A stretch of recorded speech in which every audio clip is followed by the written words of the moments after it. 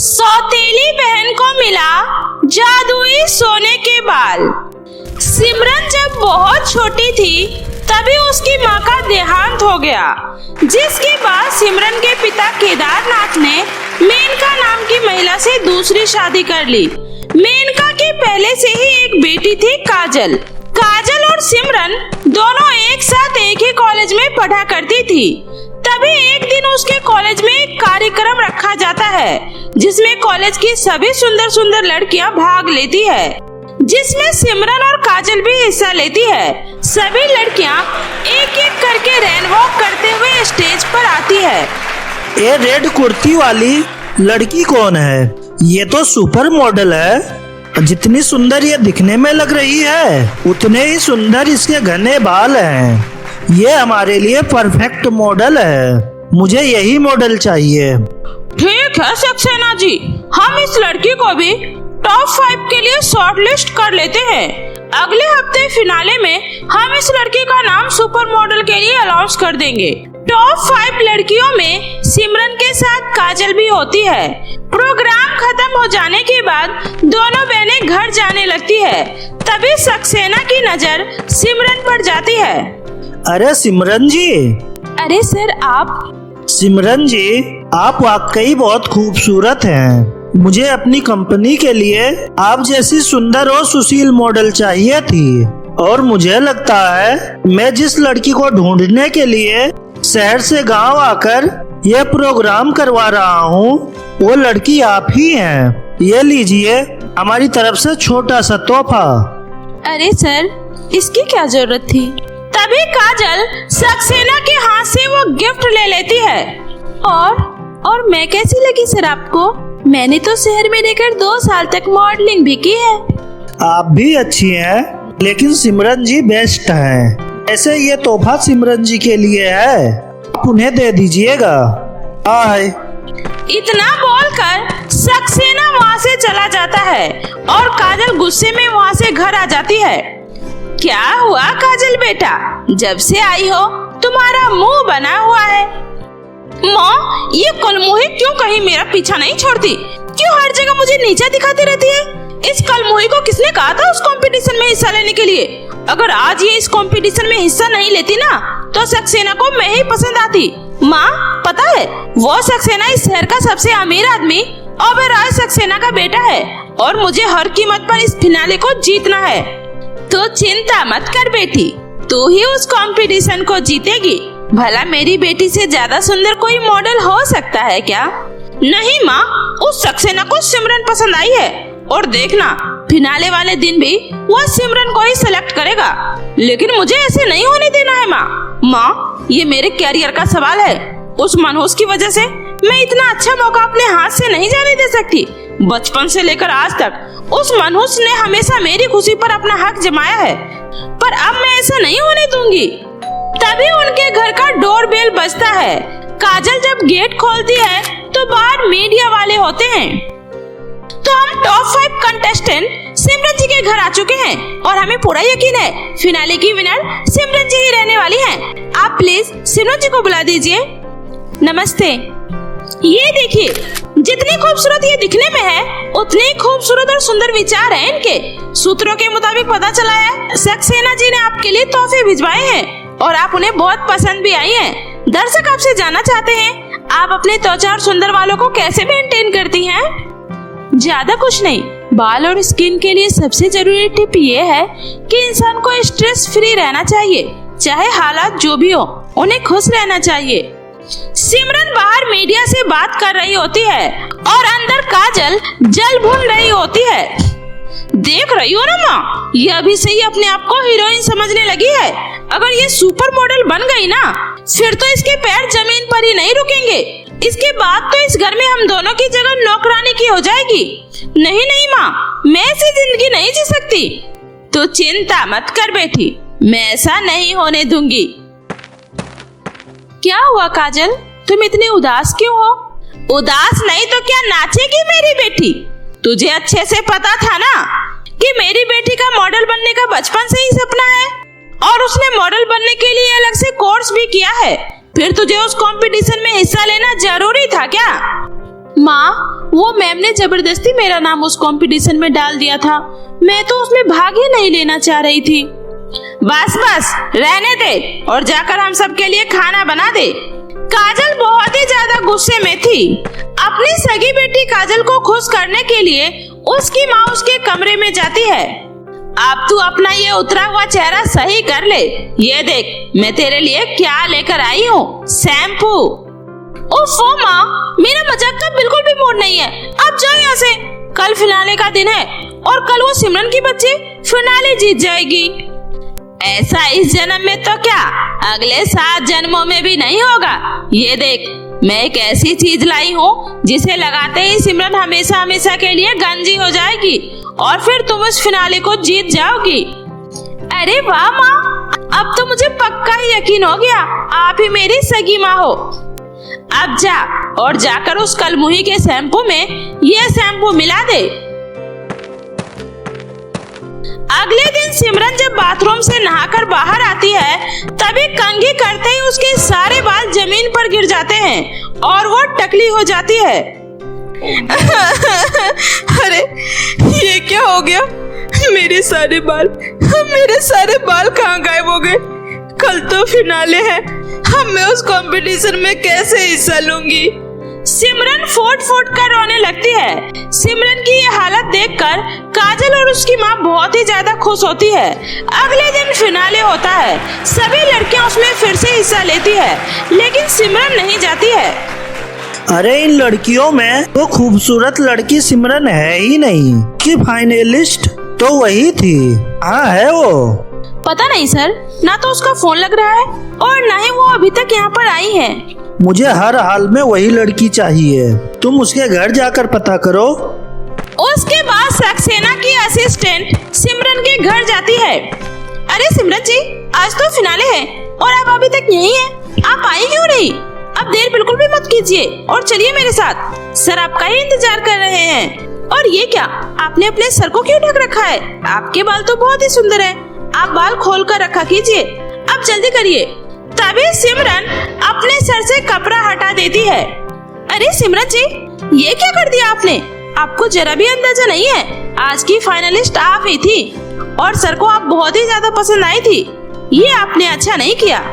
ये बोलकर वो असिस्टेंट वहाँ से चली जाती है और सिमरन फुट कर रोने लगती है। वो अपने कमरे में जाकर अपनी माँ की तस्वीर के सामने खूब रोती है।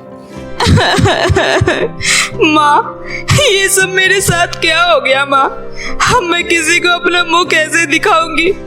माँ, मेरे सुंदर घने बाल, मेरे बाल कहाँ चले गए माँ? तभी वहाँ पर सिमरन की माँ की आत्मा प्रकट हो जाती है। सिमरन बेटा, रोना बंद कर। रोने से इंसान कमजोर होता है और मेरी बेटी तो बहादुर है ना। तुम्हारे साथ जिसने भी ये किया वो बिल्कुल भी अच्छा नहीं किया, पर तू चिंता मत कर, अब मैं आ गई हूँ ना। इतना बोलकर जैसे ही सिमरन की माँ उसके सर पर हाथ लगाती है उसके सर पर सोने के बहुत ही खूबसूरत बाल आ जाते हैं। बेटा, ये कोई साधारण बाल नहीं है बल्कि जादुई सोने के बाल हैं और इस सुनहरे सोने के बाल से तुम्हारी खूबसूरती और भी ज्यादा निखर जाएगी। माँ, आपका बहुत बहुत धन्यवाद माँ। सिमरन जब अपने कमरे से निकलकर बाहर आती है तो उसके सर पर सोने का बाल देखकर उसकी सौतेली माँ और बहन बहुत ही ज्यादा हैरान हो जाती है और उससे सोने का बाल का राज पूछती है। सिमरन अपनी सौतेली माँ और बहन को सब कुछ सच बता देती है और वहाँ से चली जाती है। माँ, अब क्या होगा? कल का प्रोग्राम इस कलमुही की वजह से अगले हफ्ते के लिए पोस्टपोन हो गया था और अब तो इसके सर पर सुनहरे सोने के बाल भी आ गए हैं। अब तो मेरी मुसीबत और भी ज्यादा दुगनी हो गई है माँ। तो चिंता मत कर बेटी, मैंने अब की बार जो इसकी बोतल में शैम्पू मिलाया है ना, वो शैम्पू भी जादुई है। अब देखना, इसको बस एक बार इस शैम्पू से अपने बाल तो धोने दे। बाल धोते ही इसके ये जादुई सोने के बाल भी झड़ जाएंगे। अगले दिन सिमरन फिर से नहाती है और नहाते टाइम वो उसी शैम्पू से अपने बाल धोती है, लेकिन इस बार उसके साथ कुछ भी गलत नहीं होता। उसके बाल बिल्कुल भी नहीं झड़ते बल्कि उसके बाल पहले से और भी ज्यादा चमकने लगते हैं और वो तैयार होकर जब हॉल में आती है तो सिमरन देखती है कि उसकी माँ और काजल दोनों टकली हो चुकी है और दोनों के बाल झड़ चुके हैं। वे दोनों जोर जोर से रो रही है। माँ, अब हमारा क्या होगा माँ? हम दोनों के बाल कहाँ चले गए? माँ, जरूर इस सिमरन ने हमारे साथ कुछ जादू किया है, इसी ने हमारे साथ ऐसा किया है। उसके बाद दोनों माँ बेटी मिलकर सिमरन को घर से धक्का देकर निकाल देती है। आज पहली बार मुझे ऐसा लग रहा है कि मैं सच में अनाथ हूँ। अब मैं कहाँ जाऊंगी, क्या करूंगी? हे भगवान, ये सब मेरे साथ क्या हो गया? तभी वहाँ पर एक मर्सिडीज कार आकर सिमरन के पास रुकती है और कार के अंदर से सक्सेना बाहर आता है। सिमरन, ये आप ही हैं या और कोई? अब तो बिल्कुल पहचान में ही नहीं आ रही। और आपके सर पे ये सुनहरे बाल तो आपकी खूबसूरती पर और भी ज्यादा चार चांद लगा रहे हैं। प्लीज आप यहाँ से चले जाइए, मुझे परेशान मत कीजिए। अरे सिमरन जी, शायद आपने मुझे पहचाना नहीं। मैं उस कंपटीशन का ओनर हूँ और मेरे उस कंपटीशन का असली विनर आप ही हैं। उस कंपटीशन ने मेरी जिंदगी में तूफान ला दिया। ना तो उस दिन मैं उस कंपटीशन में भाग लेती और ना ही मेरे साथ ये सब होता। अब तो मेरे पास रहने को भी घर नहीं है। प्लीज आप मेरे साथ चलिए, आपको हमारी कंपनी की तरफ से रहने के लिए शानदार घर मिलेगा। आपको बस हमारे लिए मॉडलिंग करनी होगी। सिमरन सक्सेना की बात को मान जाती है और कुछ ही दिनों में वो एक जानी मानी सुनहरे बालों वाली मॉडल बन जाती है। अब उसके पास किसी भी तरह की कोई कमी नहीं थी। कुछ ही सालों बाद सक्सेना सिमरन से अपने दिल की बात बताता है और फिर दोनों शादी करके एक साथ खुशी खुशी रहने लगते हैं। रामपुर गांव में रंगोली अपने चाचा चाची के साथ रहती थी। रंगोली के पिता श्याम काम के सिलसिले में अक्सर गांव से बाहर ही रहा करते थे। इधर रंगोली के पिता की अनुपस्थिति में रंगोली की चाची बिमला रंगोली पर खूब अत्याचार किया करती थी। वह उससे घर का सारा काम करवाती और बदले में उसे ढंग से खाना तक नहीं देती, जबकि श्याम के पैसे से ही उनका पूरा परिवार चलता था। रंगोली बाहर बर्तन मांज रही होती है, तभी उसकी चाची घर के और भी सारे बर्तन लाके उसके सामने रख देती है। काकी, यह बर्तन तो साफ हो चुका है, अब मैं झाड़ू पोछा कर देती हूँ, इसके बाद नहाकर खाना बना दूंगी। 10-12 जूठे बर्तन मेरे कमरे में भी रखे हुए हैं, जा पहले उसे दौड़ कर ले आ। देख, उसके बाद मैं तुम्हें बार बार काम नहीं बताती रहूंगी। जी काकी, अभी लाकर धो देती हूँ। मुंह बंद करके काम कर ले जल्दी, तेरे काका खाने का इंतजार कर रहे हैं। खाने में तो तेरा बड़ा हाथ चलता है और काम करने में तेरे हाथों में मेहंदी लग जाती है। बेचारी रंगोली, बचपन में ही उसके सर से उसकी माँ का साया छिन गया और उसकी काकी से उसे मार और ताने ही मिले। जब देखो उसकी काकी बिमला रंगोली के लिए जहर ही उगलते रहती थी। बिमला की भी एक छोटी बेटी थी, रेशमा बहुत ही समझदार और सुशील लड़की थी। वह रंगोली को अपनी सगी दीदी की तरह ही प्यार करती थी, लेकिन दोनों चचेरी बहनों का प्यार उसकी माँ को एक आंख नहीं भाता था। कितनी बार तुझे समझाया है, इस कलमुही से दूर रहा कर, तेरी समझ में नहीं आती ना? और तू कलमुही, जब देखो मेरी बेटी को बहलाने फुसलाने में लगी रहती है। ऐसा नहीं है काकी। हाँ माँ, मैं तो बस। चुप कर और अपने कमरे में जाकर पढ़ाई कर, इसको तो मैं अभी बताती हूँ।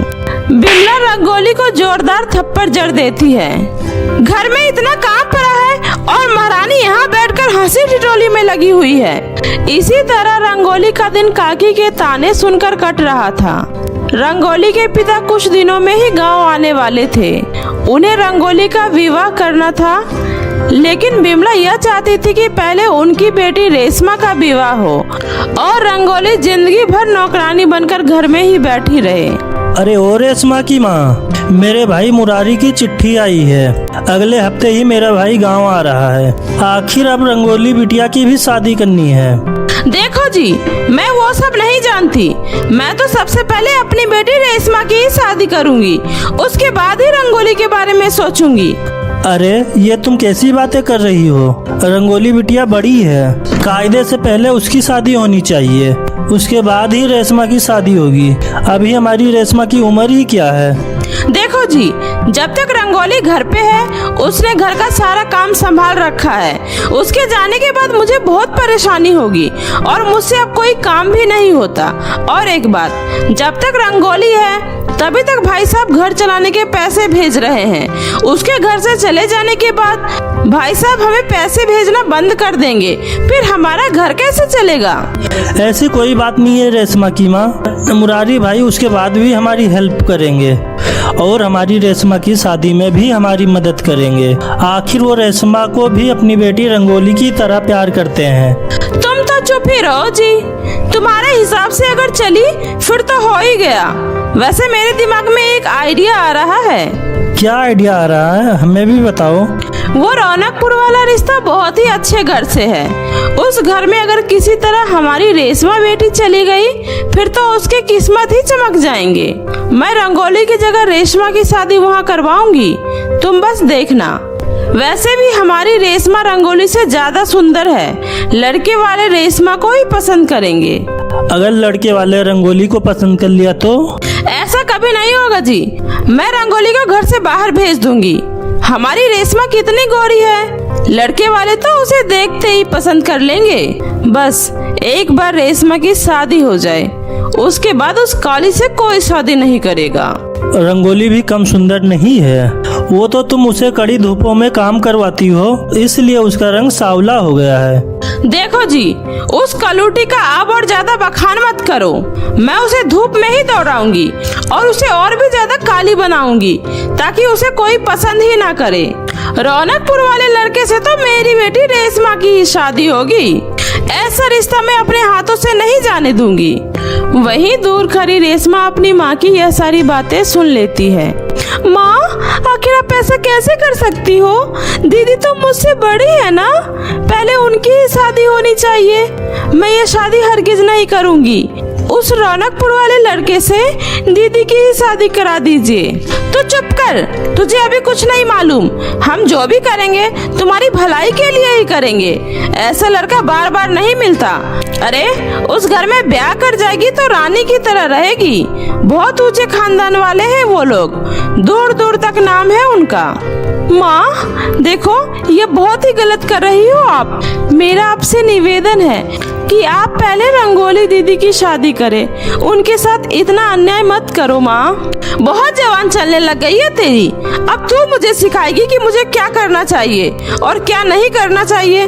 चल जा अपने कमरे में जा, वरना मार मार के तेरे होश ठिकाने लगा दूंगी। रेशमा वहाँ से चली जाती है और वह जाकर अपनी बहन रंगोली से सारी बातें बता देती है। रंगोली को बहुत ही दुख होता है लेकिन वह काकी से कुछ नहीं बोल पाती है। काकी अब रंगोली से और भी ज्यादा काम करवाने लग गई। घर के कामों के साथ साथ अब वह उसे चिड़चिड़ाती धूप में घास लाने खेतों में भी भेजने लगी। एक दिन की बात है, रंगोली सुबह से ही खेतों में काम कर रही थी। उसके माथे से पसीना टपक रहा था। वह प्यास से व्याकुल हो उठी। वह घर जाना चाहती थी लेकिन काकी के डर से घर नहीं गई और वह खेतों में काम करती रही।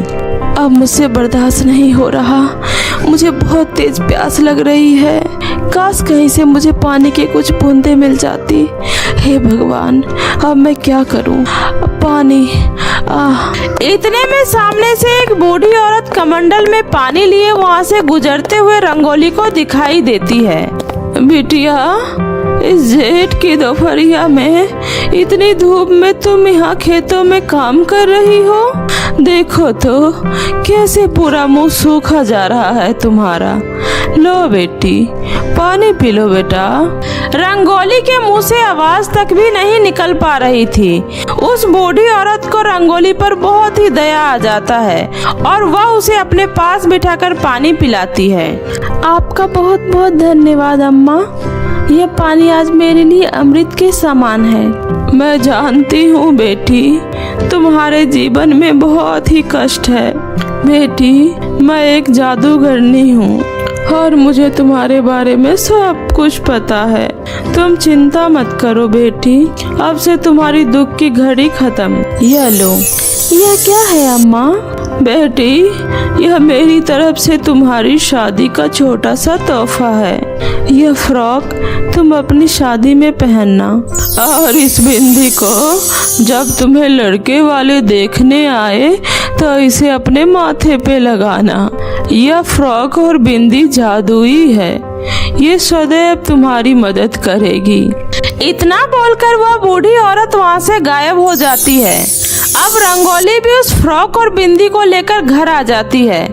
अगले दिन रंगोली का पिता मुरारी घर आया।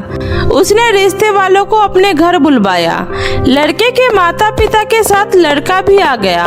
बिमला ने अपनी बेटी रेशमा को भी अच्छे से सजाया और रंगोली ने अपने पिता के द्वारा लाए कपड़े को पहना और उस जादुई बिंदी को अपने माथे पर लगाया। बिंदी लगाते ही रंगोली बहुत ही खूबसूरत लड़की में बदल गई। वह एक राजकुमारी की तरह लग रही थी। अब रंगोली और रेशमा दोनों ही लड़के वालों के सामने आए। रंगोली की अद्भुत सौंदर्य और शालीनता को देखते हुए लड़के वालों ने रंगोली को ही पसंद किया। हमें आपकी बेटी रंगोली बहुत पसंद आई। बस आप जल्दी से शादी का मुहूर्त निकलवा लो। हाँ हाँ जरूर, हमें भी ये रिश्ता मंजूर है। ये लीजिए, मुंह मीठा कीजिए। बिमला का सारा प्लान फेल हो गया। उसने जैसा सोचा था वैसा बिल्कुल भी नहीं हुआ। बिमला ने फिर से अपना दिमाग दौड़ाया। वह समझ गई कि हो ना हो रंगोली ने जो बिंदी लगाई है वह जादुई है, तभी तो वो एकदम से इतनी सुंदर हो गई। रात में जब रंगोली सो रही थी तब उसकी काकी उसके कमरे में गई और उसके माथे से उस जादुई बिंदी को निकालना चाहिए। तभी उसे एक करंट का जोरदार झटका लगा और वह दूर जाकर गिर गई। शोर सुनकर रंगोली की भी नींद खुल गई। अरे काकी, आप यहाँ इस वक्त? सब ठीक तो है ना काकी? दूर रह मुझसे, मुझे छूना नहीं, मुझसे दूर रह मुझसे।